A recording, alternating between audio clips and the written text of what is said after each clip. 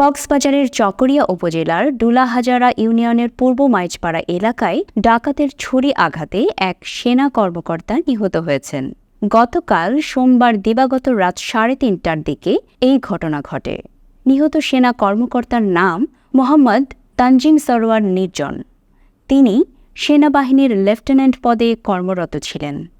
আন্তঃবাহিনী জনসংযোগ পরিদপ্তর ISPR এক সংবাদ বিজ্ঞপ্তিতে লেফটেন্যান্ট তানজিমের মৃত্যুর বিষয়টি নিশ্চিত করেছেন।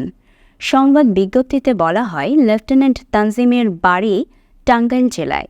তিনি ৮২তম দীর্ঘমেয়াদী কোর্সে ২০২২ সালে বাংলাদেশ মিলিটারি একাডেমি থেকে আর্মি সার্ভিস করে কমিশন লাভ করেন। স্থানীয় লোকজন জানিয়েছেন, পূর্ব মাইজপাড়ার মাছ ব্যবসায়ী রেজাউল করিমের বাড়িতে ডাকাত দল হানা দিয়েছে। এমন সংবাদের ভিত্তিতে সেনাবাহিনী ও পুলিশের যৌথ দল অভিযান চালায়। যৌথ বাহিনীর উপস্থিতি টের পেয়ে ডাকাতেরা পালিয়ে যাওয়ার চেষ্টা করে। এই সময় লেফটেন্যান্ট তানজিম সরোয়ার এক ডাকাতকে ধাওয়া করে ধরে ফেলেন। তবে ওই ডাকাত তখন অতর্কিতে তানজিমের মাথায় ও গলায় উপর্যুপরি ছুরির আঘাত করে পালিয়ে যায়। সঙ্গে সঙ্গে সেনা কর্মকর্তা তানজিম মাটিতে লুটিয়ে পড়েন।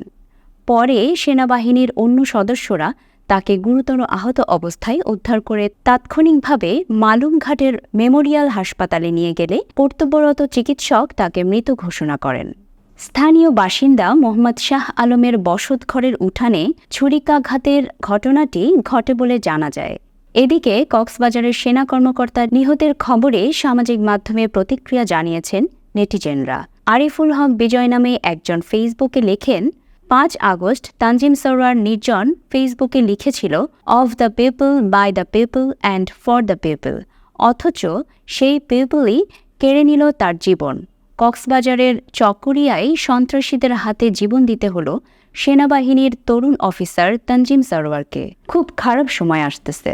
হার্ডলাইনে না গেলে মেধাবীরা হারাতেই থাকবে। শ্রদ্ধা, হে বীর ক্যাডেট।